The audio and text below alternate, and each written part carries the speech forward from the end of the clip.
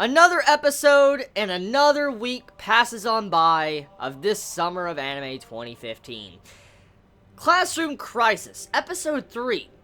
I think I'm staying with this series. I think I am not going to drop this series, and I think I want to continue watching it, because it has increasingly gotten better and better, I personally believe, by the episode. Because this episode really made me invested on seeing what is really going on here. We come to find out the real truth of what is going on with A-Tech and the money, the budget, and so many other things. From what we found out with some of the information we got at the end of this episode, is that our new chief, he is trying to help out A-Tech. He's trying to help out A-Tech, and he's trying to put them on life support. He brought in an accounting pro to be able to save them, at the very least for a little while.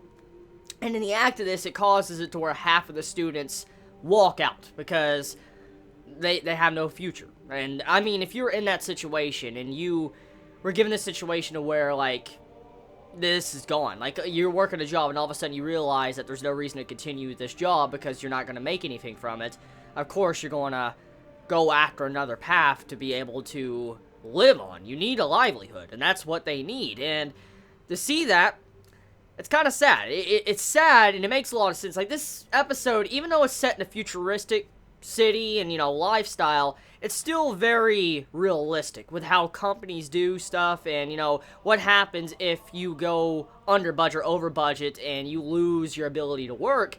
It really explains what happens with a lot of companies.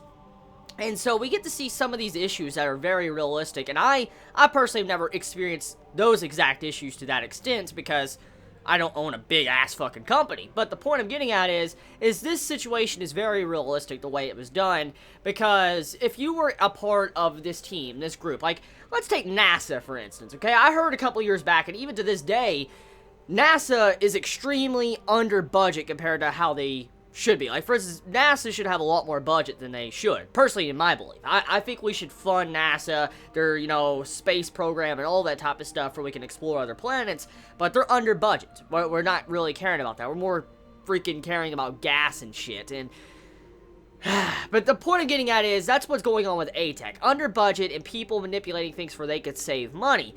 And we come to find out the actual greedy corruption going on in this organization. For instance, the brother of one of our main characters, he is making it to where A-Tech loses money. For instance, you know, he's trying to downsize them to where he can just completely eradicate them, A-Tech just get rid of them.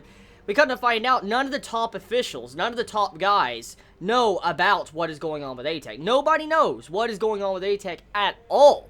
And at first, he said it might be top secret, but then after finding it out, it's not top secret. It's just the dude's not telling anyone, and he's purposely killing off A-Tech for he could put all this budget and money into something else. So, what is going on? Like, what type of situation with money is going on? Like, what is that money being used for? Some form of drug operation or something? I mean, that's what I would assume for a big company and stuff like that. I mean, shoveling in millions and billions? Oh, fuck.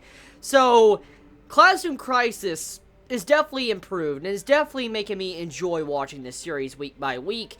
I'm looking forward to seeing how episode 4 is going to be, because we get, you know, a little bit of hints of whatever probably happened to one of our characters. He has, like, scars all on his back. And I'm like, whoa, how the fuck did he get that? Like, he has these massive-ass scars and all that. And so I wonder what role that's going to play. It's probably some form of past trauma with his brothers or something. I'm going to assume it's something like that. But at the moment, we found our villain. We found out who is causing all these issues, what's going on, and what role one of our main male characters has to play in this series. So yeah, I mean, Classroom Crisis, I want to continue watching it. Tell me your thoughts. Are you going to continue watching this series? Are you going to stop watching this series? I mean, how do you feel about, you know, A-Tech kind of being disbanded, like half of them leaving? Let me know your thoughts. You all have a wonderful day or night wherever you live. Please be safe. Chibi out.